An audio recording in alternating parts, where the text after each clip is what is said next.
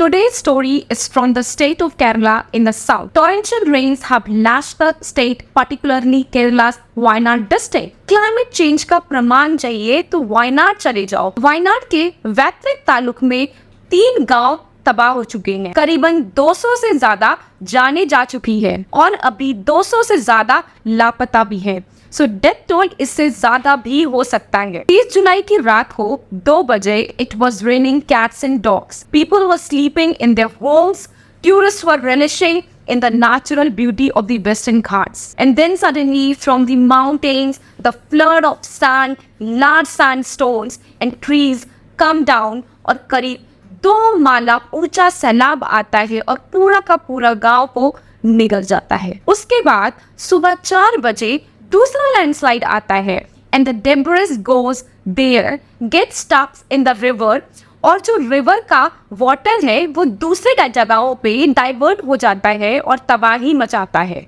The flow of this landslide in river you can guess how much power it had because the dead bodies found if you talk about by the road 50-60 kilometers away and if you talk about by river 12 kilometer downstream bodies मिल रही हैं। Last night जब केरला में सबसे बड़ा flood आया था वो था 2018 में। 60% जो लैंडस्लाइड होता है हमारे कंट्री में वो केरला में ही होता है और अब क्लाइमेट चेंज के चलते चलते situation is getting worse. Scientist का मानना है जो रेनफॉल है वो लास्ट ईयर के बराबर ही हुई है केरला में, लेकिन क्लाइमेट चेंज के चलते ये जो बारिश हुई ये कुछ दिनों में कॉन्सेंट्रेटेड होती जा रही है और जब इतनी बारिश शॉर्ट टाइम में होती है तो फ्लडिंग और लैंडस्लाइड के चांसेस और ज्यादा बढ़ जाते हैं। Research found that climate change के चलते south east Arabian sea is becoming warmer, जिसके चलते इस एरिया का जो वेदर है वो थर्मोडायनेमिकली अनस्टेबल बताया जा रहा है और इसलिए केरला में और भी लैंडस्लाइड्स होंगी और भी ज्यादा फ्लडिंग देखने को मिल सकती है और मिल रही है। पहले इतनी बारिश ना नॉर्दर्न कोंकण बेल्ट में हुआ करती थी। क्लाइमेट चेंज के चलते साउथ मूव कर रही है और केरला में डिजास्टर मचा रहा है। एक 2011 western Ghats ecology expert panel जिसको हेड किया था इकोलॉजिस्ट माधव गर्गिल ने, उस पैनल ने कहा था कि इडुक्की और Wayanad district of Kerala should be categorized as category grade 1 under eco-sensitive zones। मतलब था कि they are highly vulnerable और जो वहाँ की फॉरेस्ट लैंड है वो यूज नहीं होनी चाहिए for agriculture in non forest activities. However, 2 years later,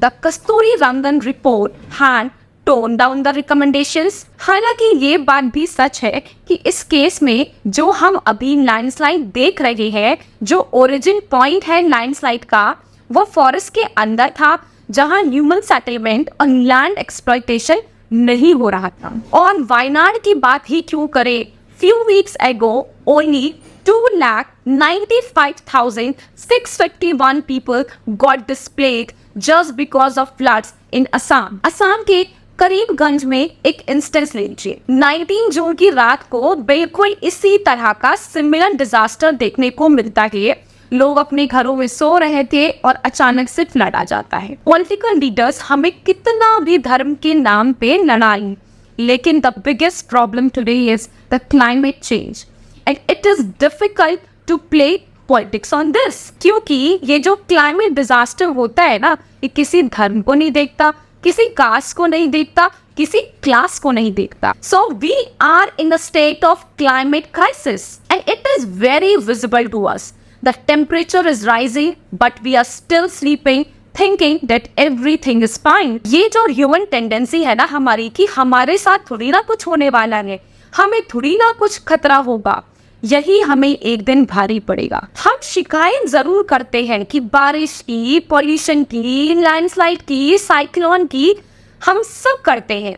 सुबह की चाय के साथ न्यूज़पेपर पढ़ते पढ़ते इसको डिस्कस भी करते हैं, लेकिन ये जो बड़ी प्रॉब्लम है ना क्लाइमेट क्राइसिस, इसको एक बोरिंग टॉपिक समझते हैं। पर ये मिसअंडरस्टैंडिंग बहुत जल्दी दूर हो जाती है जब ये लैंडस्लाइड, फ्लड, डिजास्टर हम पर पड़ता है। इससे भी ज्यादा खराब होने वाला है फ्यूचर में, और आपकी एसी और एयर प्योरीफायर्स इस संकट को टाल नहीं पाएगा। अभी के मॉनसून का अगर आंकड़ा आप देख लें तो 12.33 lakh people have been affected by floods in Assam. Approximately 2400 villages are under water and 100 plus people have lost their lives। अगर यूपी की बात करें 1500 villages have been affected from flood and more so in Bihar. हर साल चीजें बद से बदतर होती जा रही हैं, इस पे कोई डिबेट नहीं है।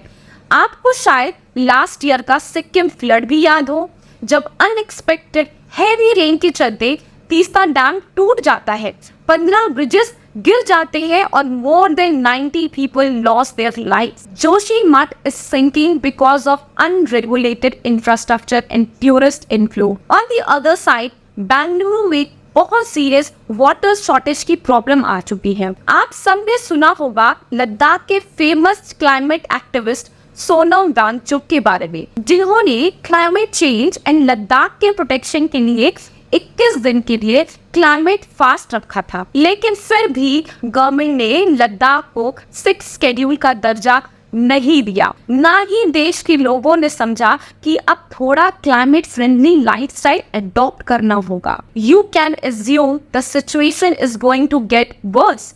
Let's understand this more. So ये वर्ड ग्लोबल वार्मिंग हम हमेशा सुनते रहते हैं, ग्लोबल वार्मिंग की वजह से ये हो रहा है, ग्लोबल वार्मिंग की वजह से वो हो रहा है।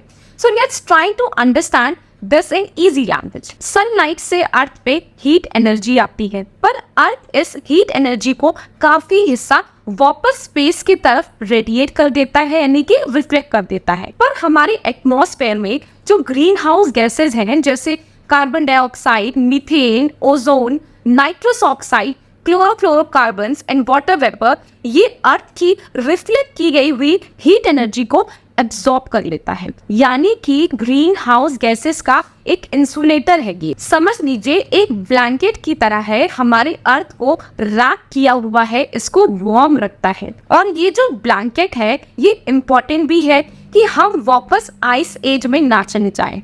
लेकिन ह्यूमन इंटरफेरेंस की वजह से हमारी एटमॉस्फेयर में अब इतनी ग्रीन हाउस गैसेस पहुंच रही है, ये जो ब्लैंकेट है, कंबल है, माइक्रोवेव बनता जा रहा है। Industrial revolution started 200 years ago.